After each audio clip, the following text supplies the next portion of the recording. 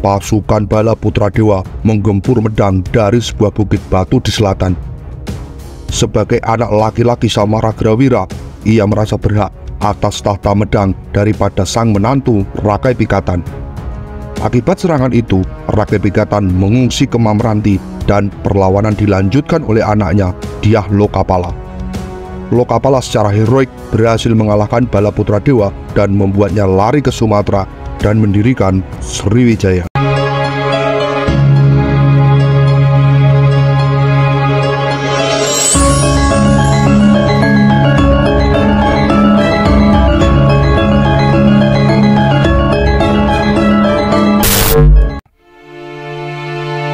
Kisah pada awal video tadi adalah pendapat De Kasparis.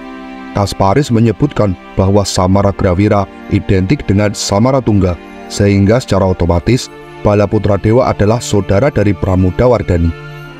Dalam prasasti Wantil disebutkan bahwa Sang Jatiningrat alias Rakai Pikatan berperang melawan musuh yang membangun pertahanan berupa timbunan batu di atas bukit. Musuh tersebut dikalahkan oleh Dyah Lokapala, putra Jatiningrat. Dalam prasasti itu terdapat istilah Wala Putra yang ditafsirkan sebagai bala putra dewa.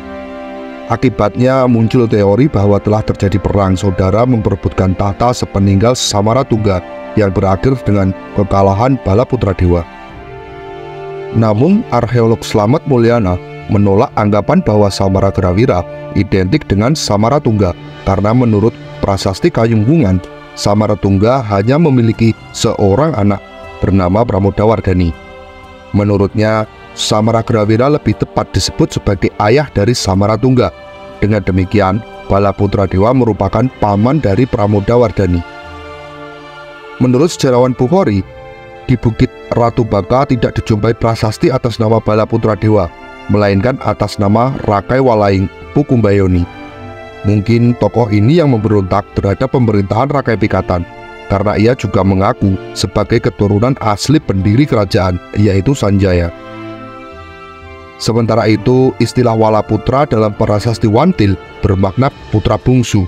Jadi, istilah ini bukan nama lain dari bala putra dewa, melainkan julukan untuk Dyah Lokapala, yaitu pahlawan yang berhasil mengalahkan Rakai Walaing, musuh ayahnya.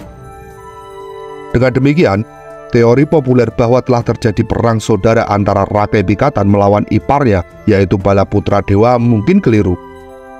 Mungkin saja bala putra dewa meninggalkan Jawa bukan karena kalah perang, tapi karena memang sejak awal dia nggak punya hak atas tahta kerajaan Medang, mengingat ia bukan putra Samaratungga, melainkan adiknya. Wangsa Shailendra di bawah pimpinan Dharanindra berhasil menaklukkan kerajaan Sriwijaya, bahkan sampai Kamboja. Sepeninggal Dharanindra, kekuasaannya diwarisi oleh Samaragrawira. Mungkin ia tak sekuat ayahnya, karena menurut prasasti Ponagar, Kamboja berhasil merdeka dari penjajahan Jawa pada tahun 802.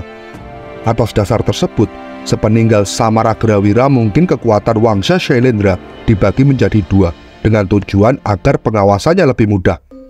Kekuasaan di atas Pulau Jawa diberikan kepada Samaratungga, sedangkan kekuasaan atas Pulau Sumatera diberikan kepada bala putra dewa. Nah, jika memang begitu, berarti benar lawan dari Dyah Lokapala bukanlah bala putra dewa, melainkan Pukumbayoni. Lalu, siapa sebenarnya Pukumbayoni? Kenapa dia memberontak? Tidak ada sumber sejarah yang menyebutkan secara detail tentang siapa Pukumbayoni ini.